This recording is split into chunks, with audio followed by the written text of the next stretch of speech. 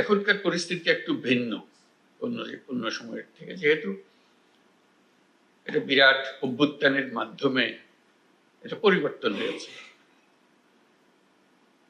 এই পরিবর্তনটা যদি আমাদের কাজে কর্মে প্রতিফলিত না হয় তাহলে এটা খুব দুর্ভাগ্যজনক হবে।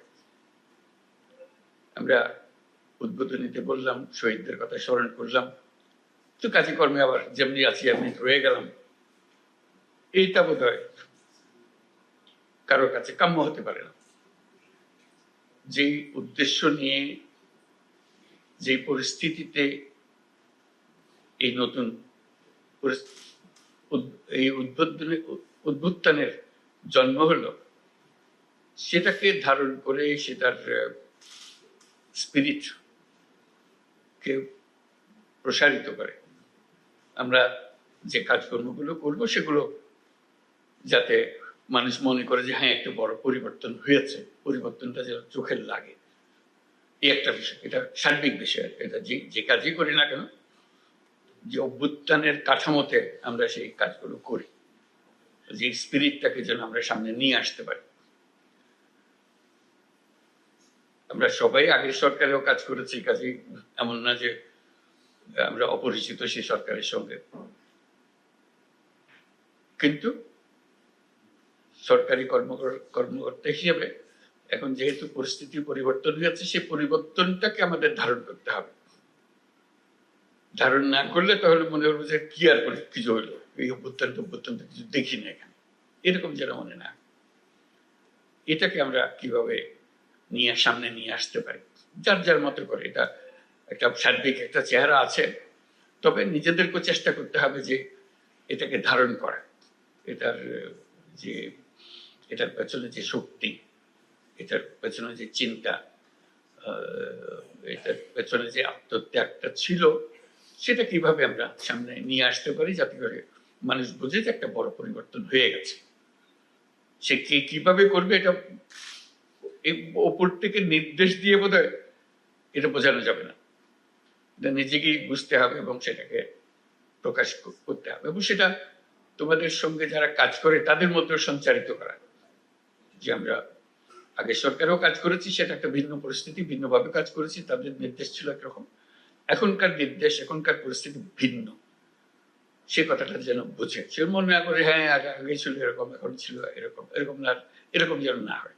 এই পরিবর্তনটুকু মানসিক পরিবর্তন এবং কর্ম পদ্ধতিতে পরিবর্তন, বোঝাপড়ায় পরিবর্তন, এই জন্য প্রতিফলিত করা যায়। এটা নিজ নিজ মতে করবে। এটা আগেও বলছিলাম যে এটা কেউ নির্দেশ দিয়ে এটা বোধহয় বোঝানো যাবে না, এটা নিজেকেই ধারণ করতে হবে কিভাবে করে। কেউ অত্যন্ত চমৎকার ভাবে করবে, আশা করি যারা চমৎকার ভাবে করছে তাদেরকে অন্যরা দেখবে যে হ্যাঁ এটা যদি ভালো হয় আমারটা আরো ভালো করবো আমি। এইভাবে এই স্পিরিটের মধ্যে আমাদেরকে কাজগুলো করতে হবে। আমাদের সামনে বিষয়গুলো কি অত্যন্ত পরিষ্কার, জনগণের কাছে সরকারের যা যা দায়িত্ব সেটা পৌঁছে দেওয়া করা। এটার তালিকা তোমাদের সবার মুখস্থ আছে, সেটা আমার বলতে হবে না। বলার এখন হলো যে তালিকা দিয়ে তো আর কাজ হয় না, কাজ হয় বাস্তবে সেটা কিভাবে ডেলিভার করা হয়। এই ডেলিভারিটা হলো বিষয়। এই ডেলিভারিটা সম্বন্ধে নিজেদের মধ্যে আলাপ করা। আমরা যেমন আজকে এরকম আলাপ করছি, আলাপটা আশা করি তোমাদের যারা লোকজন আছে সঙ্গে, তাদের সঙ্গে একটু আলাপ করবে যে এটা কিভাবে আমরা প্রতিফলন করতে পারি, এটা কিভাবে আমরা সিরিয়াসলি নিতে পারি। একটা হলো কথার কথা আলোচনা হয়েছে, শুনেছি, এরকম কনফারেন্স আগেও আমরা বহু করেছি, কাজে নতুন তো কিছু নাই, সেটাও ভাবে আমরা ছেড়ে দিতে পারি। অথবা মনে করি যে না, এটার মধ্যে আমি এরকম কিছু মেসেজ আমার কাছে এসছে, আমার কাছে মনে হয়েছে আমার একটা দায়িত্ব আছে দেশের নাগরিক হিসেবে। একটা হলো যে কর্মকর্তা হিসেবে এটা দায়িত্ব, একটা হলো দেশের নাগরিক হিসেবে একটা দায়িত্ব আছে। আমরা বলছি, এটা হয়তো এখন কথার মতো শোনাবে, বড় পরিবর্তন হয়েছে এবং একটা বড় পরিবর্তনের সুযোগ সৃষ্টি হয়েছে। এই সুযোগটা যদি আমরা না বুঝি তাহলে বোধহয় আমরা ব্যর্থ হলাম। এই যে পরিবর্তনের সুযোগটা সৃষ্টি হয়েছে, এই সুযোগটা মেলে আমরা উপর থেকে হয়তো যা যা কাগজপত্র নির্দেশ যাচ্ছে সেটা একরকম ভাবে আসবে, নিজের থেকে সেটাকে সম্প্রসারিত করতে হবে। যে আমরা এই পরিবর্তনটা আমরা চাই। এই যে দেশের নাগরিক হিসেবে আমাদের একটা এই দায়িত্ব পালনে এই সুযোগটা আমরা এইভাবে ব্যবহার করতে পারি এবং সেটা আমি আমার মতো করে করব। এই কমিটমেন্টটা নিজের কাছে নিজে করা, এটা আগেও বলছি যে এটা কোনো নির্দেশের বিষয় না, এটা নিজে অনুধাবন করার বিষয় যে আমরা এই ভঙ্গিতে আমরা এটাকে প্রতিফলন করব, আমার এই দায়িত্বকে নিয়ে আসবো। যেহেতু এই অভ্যুত্থান হয়েছে, তার মধ্যে বহু রকমের ডিস্টারবেন্সেস সৃষ্টি হয়েছে কাজকর্মে, সেই এটার থেকে উত্তরণ করে এখন ফুল স্পিডে অগ্রসর হওয়ার জন্য আমাদেরকে অগ্রসর হওয়ার সময় এসে গেছে। যেহেতু প্রথম অর্ধেক যে সময়টা কাটালাম বছরের শেষ অর্ধ, এটা প্রায় শেষ আজকে প্রায়। কাজে এখন নতুন বছর শুরু হচ্ছে, নতুন বছরের একটা কর্মপ্রেরণা যে আমরা পূর্ণভাবে সেটা ধারণ করে আমাদের কাজকর্মগুলো করব, যাতে আমরা বুঝি, নিজেদের মধ্যে অনুধাবন করি এবং মানুষ বোঝে যে হ্যাঁ একটা কিছু পরিবর্তন হয়েছে। এটাতে মুখে বলারও দরকার নেই, দেখলেই বোঝা যায় একটা পরিবর্তন হয়েছে। মানুষ কি পরিবর্তন চায়? কতগুলো খুব কমন জিনিস আছে যেগুলো চায়, শান্তি শৃঙ্খলা চায়, আইন শৃঙ্খলা চায়, এটাকে নিশ্চিত করে।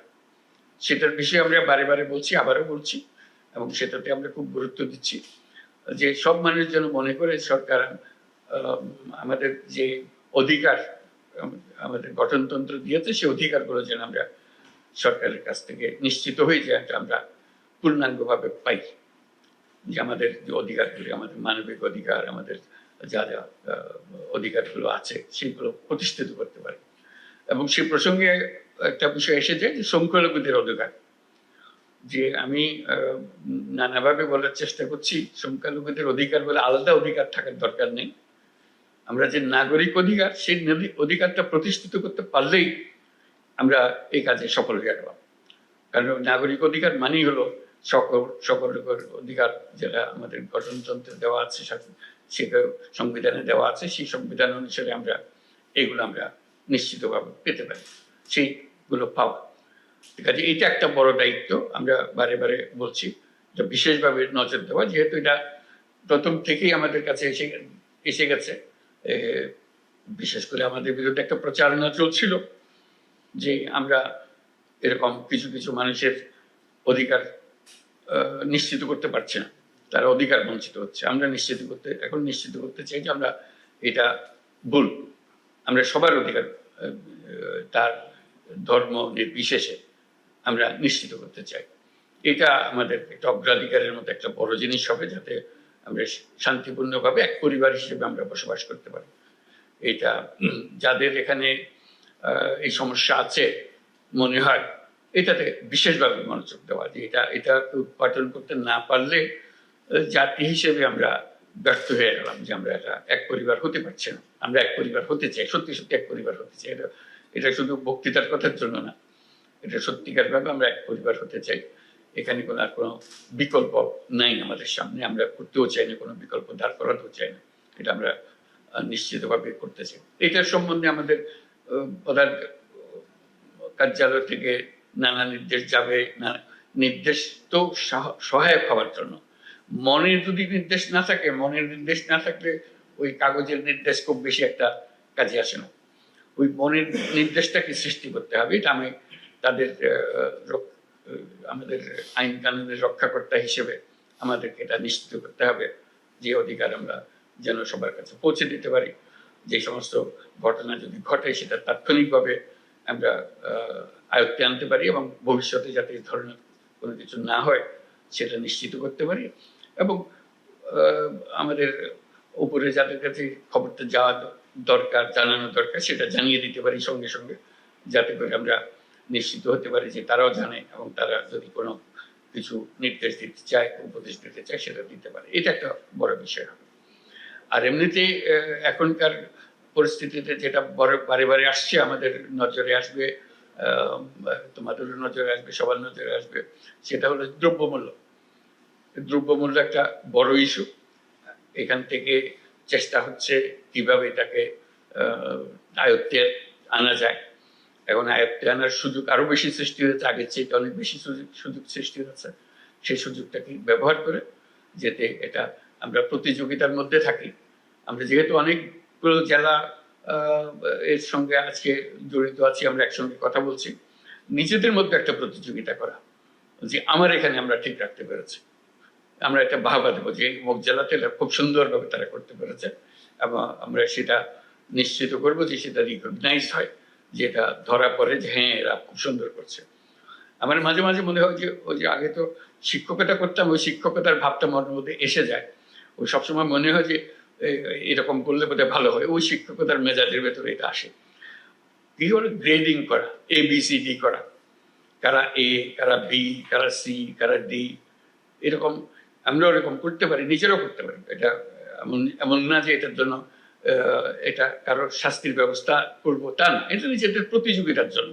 আমি এবার A পেয়েছি, আমার এখানে এই বিষয়ে আমি A পেয়েছি, দ্রব্যমূল্যে আমি A, অন্যরা বলবে যে সে পেল দিয়ে আমরা আমারটা B হয়ে গেল কেমন, অথবা B মাইনাসে চলে গেলাম কেমনে, এরকম যেন না। এটা একটা নিজেদের, এটা ফুর্তির জন্য, এটা এমন না যে এটার জন্য কারো চাকরি বিঘ্নিত হচ্ছে, এরকম কিছু না। এটা এটা ওর মধ্যে আমি একত্র করতে চাই না। এটা এটা নিজেদের একটা প্রতিযোগিতার ভাব আনার জন্য, যে আমার জেলাকে আমি ঠিক রাখতে পেরেছি, আমার একটা গৌরব। এটা কেউ এটার জন্য আমাকে প্রতিদান দিল কি দিল না সেটার জন্য আমি অপেক্ষা করছি না, আমি নিশ্চিত করছি আমার আমার নিজের বুদ্ধি খাটিয়ে।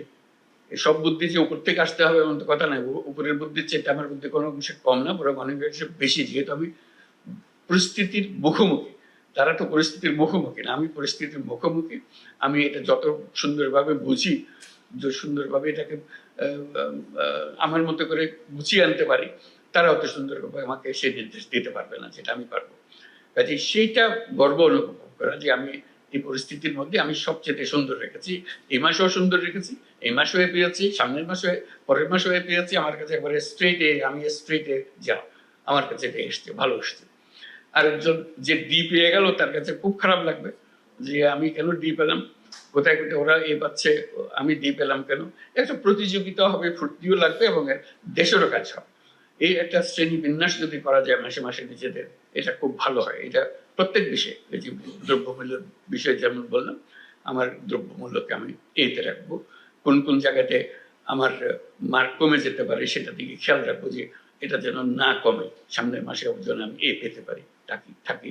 এবং আমি বুদ্ধি বের করবো, এটা শুধু যে A B জন্য অপেক্ষা করে বসে থাকবো তা না, আমি বুদ্ধি বের করব যাতে আমি সামনে, এবার এই পেয়েছি, সামনে A প্লাসে চলে যেতে পারি। এটা আমার গৌরব। এটা কেউ আমাকে রেকর্ডে দেখাচ্ছে কিনা আমি জানি না, কিন্তু এটা আমার গৌরব যে আমি যখন ছিলাম এই মাসে যে কত মাস ঘুরেছি, আমি অন্যদের চেয়ে ভালো করেছি। এটা আমার একটা সৃজনশীলতা আমি প্রকাশ করেছি, আমি আমার সহকর্মীদের নিয়ে উদ্বুদ্ধ করতে পেরেছি, আমি আমার তথ্যগুলো সংগ্রহ করা, ক্লাসিফাই করা, এটা সুন্দরভাবে করতে পেরেছি। এটা আমার গৌরব, ব্যক্তিগত গৌরব, নিজের কাছে ভালো লাগে। রাত্রে ঘুমাবার সময় মনে হয় আমার কাজটা ঠিক মতো করতে পেরেছে, এটুকু করা। কাজে দ্রব্যমূল্যের উপরে বিশেষ নজর দেওয়া আমাদের খুব দরকার এখন, যাতে করে আমরা জানি যে এটা কোনো রকমের অসুবিধা হচ্ছে না আমাদের কাছে, এবং এটা আমরা উপরের দিকে নিয়ে যেতে পারছি। এটার উপরে জোর দেওয়ার জন্য অনুরোধ করছি। আর কোনো কোনো জিনিস, বিশেষ করে ক্রিটিক্যাল জিনিস যেগুলো আছে, যেগুলোর অভাব হলে বিপদ হয়, আমাদের মানুষের কষ্ট হয়, এগুলো মানে কৃষকের অনেক জিনিস অভাব করে, বীজের অভাব হয় ইত্যাদি ইত্যাদি। বিশেষ করে সারের ব্যাপারে আমরা প্রায় শুনি অমুক জায়গায় সার ঠিক মতো যাচ্ছে না, সেটা নিশ্চিত করা, সেগুলো কিভাবে আমরা করতে পারি সেটার দিকে নজর রাখা, যাতে করে আমরা এটা নিয়ে আসতে পারি যে আমরা কোনো জিনিস অভাব হবার আগেই আমরা আগের থেকে খবর দিতে পারি যে এখানে অভাব হওয়ার সম্ভাবনা দেখা দিয়েছে, এটা আমাদেরকে নিয়ে আসার ব্যবস্থা করতে হবে। এই নিয়ে আসার ব্যবস্থা করে উপরের সরকার, ঢাকার সরকার বোঝার আগেই নিচের যারা জেলার সরকার, তারা বুঝে ফেলে তাড়াতাড়ি, কারণ তাদের সমস্যাটা তাদের কাছে পরিষ্কার। কাজে শুধু নিজেটা পরিষ্কার হলো তাই না, এটা উপরের সরকারকে বুঝিয়ে দেওয়া যে এখানে না হলে কিন্তু মানুষ বিপদে পড়ে যাবে, এই বিপদের যেন না হয়, বিপদটা যেন না হয় সেগুলো করা, সেগুলো আগের থেকে নানাভাবে জানিয়ে রাখা যে এখানে এরকম পরিস্থিতির সৃষ্টি হচ্ছে, সেই যেন না হয়। যেমন মাঝে মাঝে যে আমরা সরকার আসা মাত্র একটা ঘটনা ঘটলো, বন্যা, হঠাৎ করে একটা বন্যা হলো, এটার জন্য আমরা কেউ প্রস্তুত ছিল না যে ঢুকতেই এরকম একটা, এই যে একটা পরিস্থিতির সৃষ্টি হয়ে গেল, তার মোকাবেলা করা, এই আকস্মিক একটা ঘটনা, এই আকস্মিক ঘটনার জন্য প্রস্তুতি থাকা, সেটাও একটা বড় জিনিস যে আমরা কিভাবে সেই আকস্মিক জিনিসটাকে মোকাবেলা করবো, যাতে করে প্রস্তুতি থাকে আমাদের। এরকম আকস্মিক পরিস্থিতি বন্যায় যেমন হয়, আর আরো নানাভাবে এটা হতে পারে, যে আকস্মিক পরিস্থিতিগুলো যাতে ঠিক রাখে। আরেকটা বিষয় আমাদের প্রায় আলাপ হয় যে শান্তি শৃঙ্খলার বিষয়ে পুলিশের তাদের যে ভূমিকা, তারা মনোবল হারিয়েছে, যেহেতু তাদের উপরে অনেক অভিযোগ যে অভ্যুত্থানের সময় যে ভূমিকা তারা পালন করেছে, সেই জন্য মানুষ তাদের উপরে ক্ষুব্ধ। কাজে তাদের ভূমিকা, তাদের মনোবল বৃদ্ধি, যে যারা দোষী তাদের অবশ্যই শাস্তি হবে, কিন্তু তারা নির্দোষ, তারা যেন নিশ্চিতভাবে তাদের ভূমিকা পালন করতে পারে এবং মানুষ এটা বুঝতে পারে যে দোষী এবং নির্দোষী দুই ক্যাটাগরির মধ্যে যেন ডিস্টিংশনটা করতে পারে, যেটা আমরা যারা নির্দোষ তারা যেন সবাইকে জানান দিতে পারি যে আমরা এর সঙ্গে জড়িত ছিলাম না, যারা অপরাধী তাদের শাস্তি হোক, সেটা আমরাও চাই।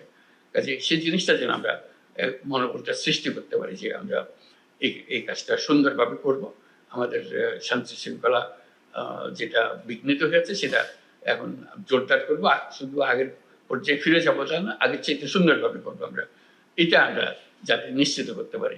এরকম অনেকগুলো বিষয়। তারপর হলো লেখাপড়া, শিক্ষা, লেখাপড়াটা ঠিক মতো হচ্ছে, কারণ বই বিতরণ হবে, সেটা নিয়ে নানা রকমের কথা উঠবে, কেউ বই পেলো, কেউ বই পেলো না, সেটা উপরের থেকে বই বিতরণের যে ব্যবস্থা, সেটা যদি